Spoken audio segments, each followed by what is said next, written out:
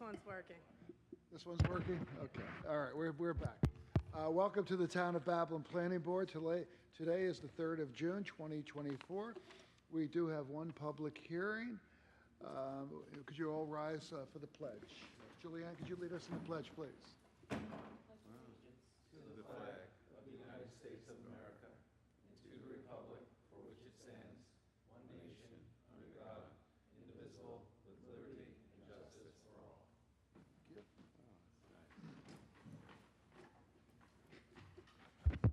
You have to do the mute off. Open mute off.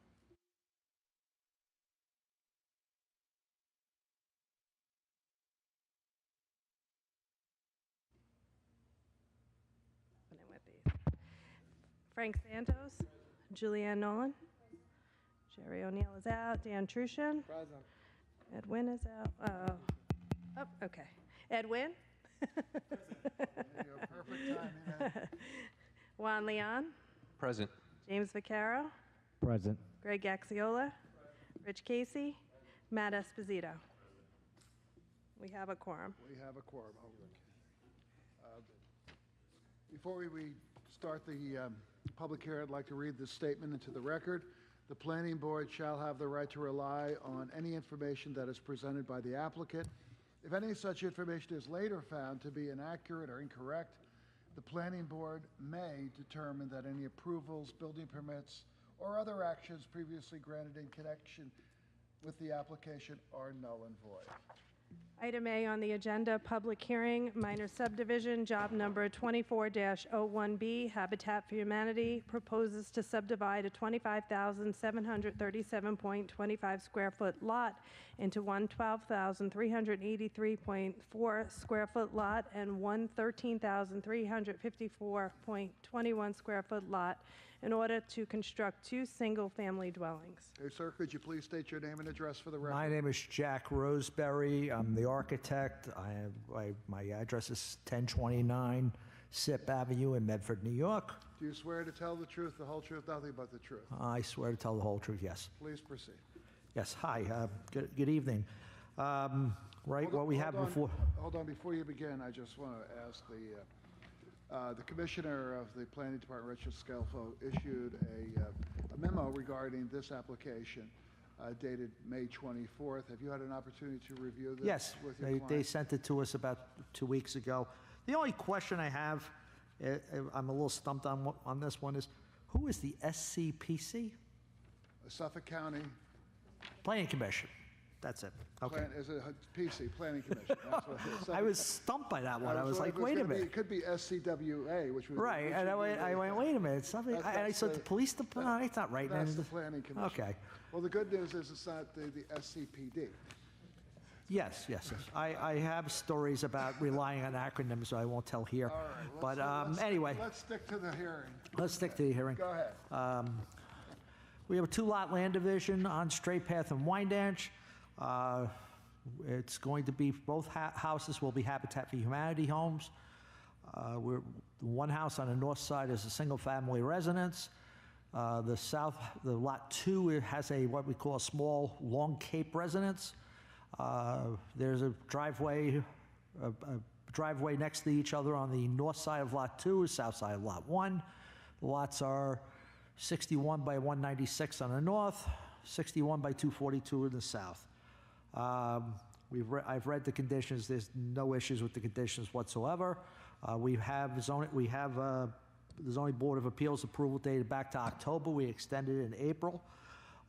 We have Suffolk County Department of Health and Suffolk County Department of Public Works are pending this hearing as far as secret determination. I have color renderings of each house. If you want to see them, I submitted to my previous package. Everything else here is fine. That concludes my presentation. Okay, let's go back to the, did you say you have appeared before the zoning boards or it's pending? We appeared, but we were granted zoning board of appeals approval in October. I believe it's the 23rd. Okay. All right, do any of the board members have any questions? No? Dan?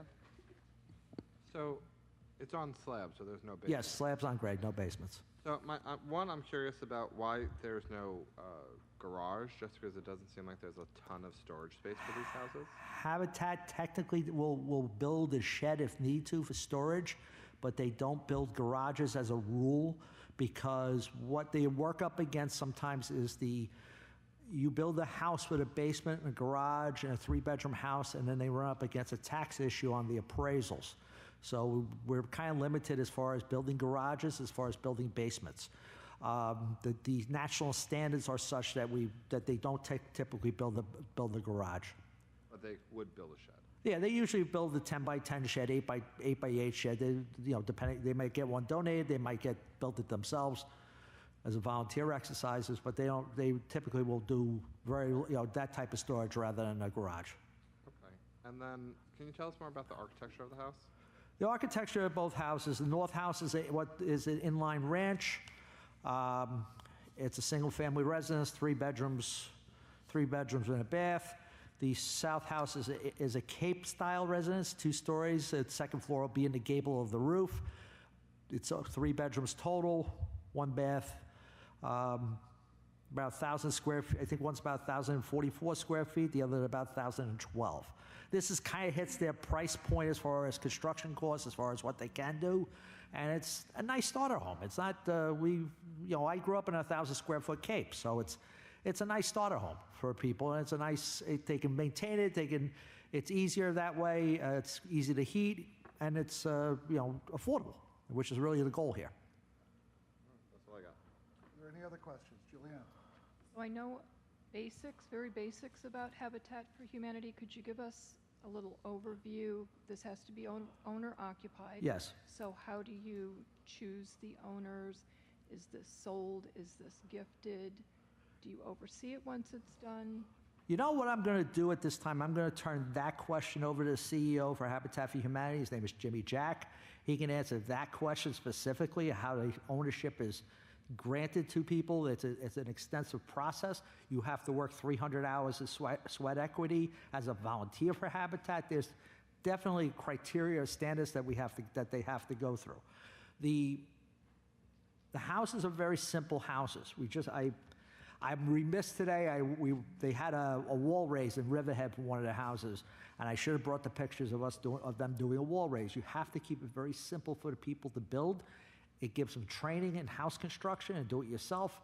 So it's really a good idea that, as far as how things work. I thought you were going to let the CEO tell us. He's in there probably going, I want to talk. So All right. I'll leave him to it. I'll sit back and let Mr. Jimmy Jack speak for me, and off you go. Well, And by probably the way, know don't say ditto. Let's, please state your name and address. Jimmy Jack, 271 West 15th Street, Deer Park, New York. You swear to tell the truth, the whole truth, nothing but the truth? Yes, I do. Please proceed. So familiar with most of you with Freedom Chapel and Teen Challenge. So I've been with Habitat for about a year and a half now. And so to answer your question, we have applications that we open up, and then we have a selection committee. First, our family services director reviews the application, because you have to have some type of a good credit, around 6,500, or they could take 600 at times. Then they have about $1,500 in the bank, and their average income is about 75,000 to 80,000, way below minimum. And they can also have a mother or a grandmother and put their two salaries together where they can qualify. For instance, the house that we're on Jackson Street we're working on in Wyandanch it's 3 generations. It's a grandma, mother, and a daughter. The mother and grandmother put their salaries together. So we have a selection committee, and so after we kind of vet all of the applications, then the selection committee, what they do is they review, they go to the houses of where the people are staying to see if they really need an affordable home and so forth, and then they qualify them. And that's so it's a hand up, not a handout. They take financial training. Once they're qualified, they have to commit to financial training. And like Jack said, they do 300 sweat hours. But let's say it's a single mom. She can use her sister can help her do the sweat hours, or cousins can help her do the sweat hours. And basically that's how it flows. How many homes has Habitat built in Suffolk County? 250. Well, actually, we're Nassau and Suffolk that emerged. So I think together we did over 250 homes. 250. I recall back when I was county executive, we were the first Yes, to provide tax foreclosed lands that the county had acquired and some Yeah. tax foreclosed properties to Habitat for Yeah. Humanity. And those were the first in Wyandanch. And the whole thing, the whole purpose of that particular program was to do exactly Yeah. what the program is still doing. But just as importantly, for the communities to have a stronger base of home ownership. yes, And the consequence of that is that in the past, what would happen was speculators would buy these properties. yeah, And then they would, if there were homes on it, they would do the minimum to make them minimally habitable. And then they'd be right back where they ended up. So I'm Right. glad things have gone so well. What we're doing now, just so you know, the new model is called land leasing. And not, I don't think we're doing it here because it's really just started. And so where that home, if they sell it, Habitat gets the opportunity to buy it back. We want to keep it as an affordable home forever, Right. you know? So just so you know, in This 1990, is important, actually. I mean, look, this is the only public hearing we have, so why don't we look? yeah, yeah. And I might not have all the answers, I'm still No, learning. you've got the answers. The interesting thing about that, after I left as county executive, I became a member of the Long Island Housing Partnership. Oh, yeah, And I'll never forget, a number of years later, there were homes built in East Hampton, and affordable homes. that's right. And what happened was that, I don't know, it was 7 years, 10 years later, these homes were sold for $500,000, Right. $600,000 in all. And one of the things I did and the other board members did was to create a land trust, There you go. which is what you have. That's probably, and that, it might have started from you. Right. Where now it's spread all over the county. And what's important about that is that that home will always stay. That's right. in what we would call the affordable housing inventory for other homeowners. who Right. Fit the criteria. I wanted to add one more dynamic to the equation. So the house, probably when we finish it, they're worth about $525,000. They'll get the house for about $225,000. So we try to get a low. Sony May has a mortgage system where it's 2% mortgage interest, and so what we fight is really the property tax, but that's a part of the equation that's real important. In 1992, through the town of Babylon, I got an affordable home in Wyandanch, my wife and I, and it really just elevated our whole lives, and it was just a tremendous blessing under Rich Schaefer and you guys, I guess, community development. And do you work with them right through the process of getting the loan and everything else? Yes, they do. Yes, they do. Yeah, Sony May. Yeah, we have a qualified loan officer in Habitat, and she's also director of family services. Yes. Yeah, it's a tremendous blessing. Go ahead, I'm sorry.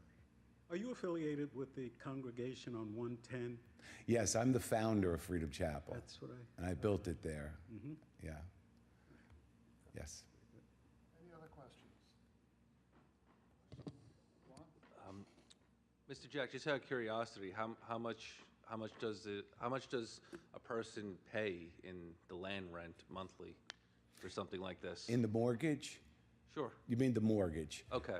Probably, I somewhere, again, I'm guessing a little bit, but let's just say it's $250,000. So there's somewhere about $1,500 to $1,700 a month. That's what we try to keep it down. That's the affordable, piece to it. Any other questions?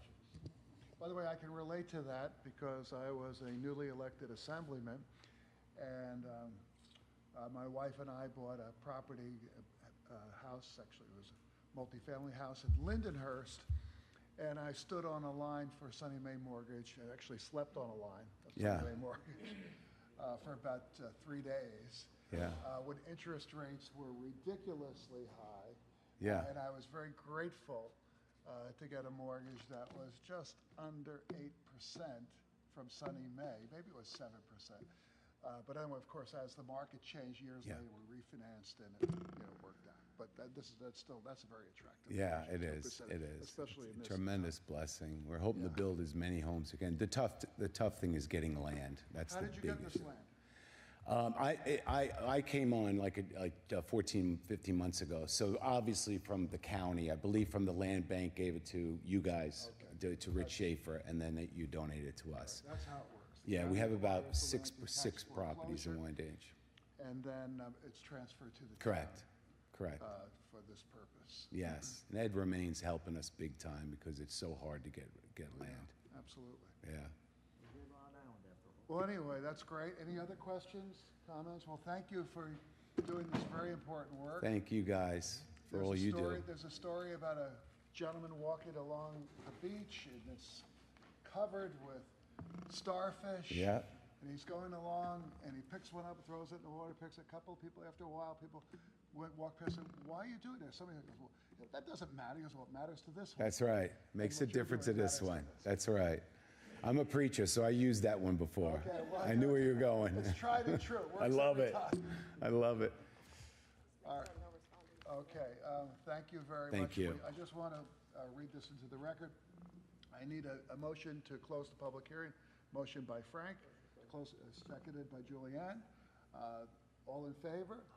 The public hearing is now closed. This decision has been reserved in order for us to review the feedback we've received this evening and any open site plan issues. The record will remain open for written comments. To follow up on the status of the application or submit additional written comments, you can contact the planning department in a number of ways. First, in person. The planning department is located on the west wing of Town Hall. Applications, documents, plans are available for inspection between the hours of 9 a.m. to 4 p.m. or via phone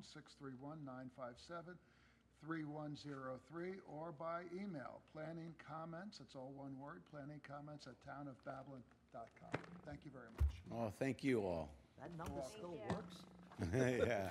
You've changed all your phone exchanges, I'm worried. Okay, well, you know what you do? Do you have an iPhone? You write it down on the iPhone and just No, put it in the contact. just ask Siri, they changed all Yeah.